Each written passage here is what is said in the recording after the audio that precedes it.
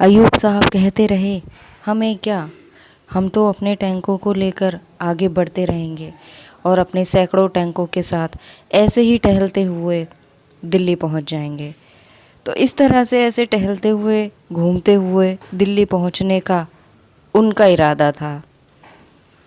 और जब ये इरादा उनका था, तो कुछ अगर लाहौर की तरफ टहल कर चले गए, तो मैं समझता हूँ कि मैंने या हम लोगों ने ऐसी कोई गलत बात तो नहीं की। 1965 के भारत पाक युद्ध की समाप्ति पर भारत की जीत का ये वो आत्मविश्वास से भरा नेतृत्व बोल रहा था, जिसे पाक जनरल अयूब ने 1 साल पहले कमज़ोर सोचना शुरू कर दिया था। और पूर्व प्रधानमंत्री नेहरू के निधन के बाद भारत में अपने आने की यात्रा को यह कहकर भारत में अपनी यात्रा को स्थगित कर दिया था कि अब किससे बात करनी है। कद था उनका छोटा पर चरित्र था विशाल। लाल बहादुर शास्त्री थे भारत माता के लाल।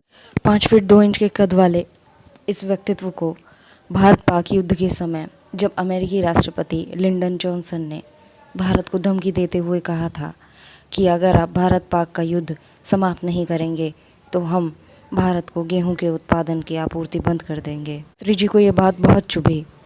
उस समय भारत गेहूं उत्पादन में आत्मनिर्भर नहीं था, परंतु देश को स्वाभिमान का पाठ पढ़ाने वाले शास्त्री जी ने कहा, हम हफ्ते में एक वक्त खाना नहीं खाएंगे जिससे विदेश से आने वाले गेहूं की कमी पूरी हो जाएगी। सरल उनका स्वभाव था पर उच्च थे विचार। हरित क्रांति का बीज बोकर दुश्मन पर किया मूक प्रहार। परंतु इससे पहले उन्होंने अपनी पत्नी ललिता शास्त्री जी से कहा कि क्या ये संभव है कि आज शाम का खाना हमारे घर ना बने, कि कल मैं देशवासियों से एक वक्त का खाना ना खाने की अपील करने जा रहा हूँ और मैं ये देखना चाहता हूँ कि क्या हमारे बच्चे एक वक्त बिना खाना खाए रह पाएंगे। और जब उन्होंने ऐसा देख लिया तभी देशवासियों से भी ऐसा करने के लिए कहा। सबको अपनी पहचान याद कराने वाले, स्वतंत्रता का पाठ सबको पढ़ाने वाले, आपके शब्दों, आपके नारे को सलाम, देश को नई ऊंचाइयों पर ले जाने वाले, खुद भूखे रहकर लोगों को खिलाने वाले आपके महान विचारों को सलाम। हम लोग तो कम्युनिस्ट हैं पर प्रधानमंत्री सुपर कम्युनिस्ट हैं।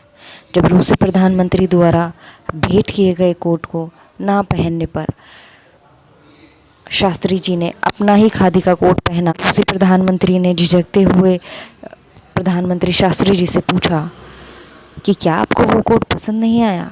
तो शास्त्री जी ने जवाब दिया कि नहीं, कोट तो बहुत अच्छा था, गर्म भी था, पर मैंने उसे अपने ही एक दल के सदस्य को पहनने के लिए दे दिया है, क्योंकि वो अपने साथ इतने गर्म कपड़े नहीं ला पाया है जो यहाँ की इस सर्द हवा में उसको संभाल सकें। महात्मा गांधी और विवेकानंद के विचारों के मत वाले थे। लाल बहादुर शास्त्री वाकई में बहुत हिम्मत वाले थे। गांधी जी ने असहयोग आंदोलन में शामिल होने के लिए अपने देशवासियों से आह्वान किया था। इस समय लाल बहादुर शास्त्री केवल 16 वर्ष के थे। उन्होंने महात्मा गांधी के आह्वान पर अपनी पढ़ाई छोड़ देने का निर्णय कर लिया था। 1930 में महात्मा गांधी ने नमक कानून को तोड़ते हुए दांडी यात्रा प्रारंभ की थी। प्रतीकात्मक संदेश ने पूरे देश में एक तरह की क्रांति ला दी थी। लाल बहादुर शास्त्री पूरी ऊर्जा के साथ स्वतंत्रता के इस संघर्ष में शामिल हो गए। उन्होंने कई विद्रोही अभियानों का नेतृत्व किया एवं कुल 7 वर्षों तक ब्रिटिश जेलों में रहे।